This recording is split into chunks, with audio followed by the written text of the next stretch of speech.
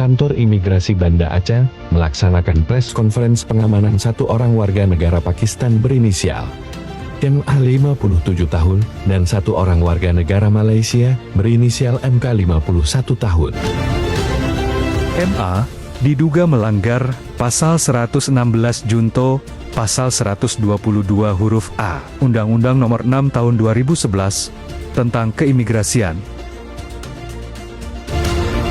Sementara MK telah overstay selama 5 tahun dan akan dikenakan tindakan administratif keimigrasian berupa pendeportasian.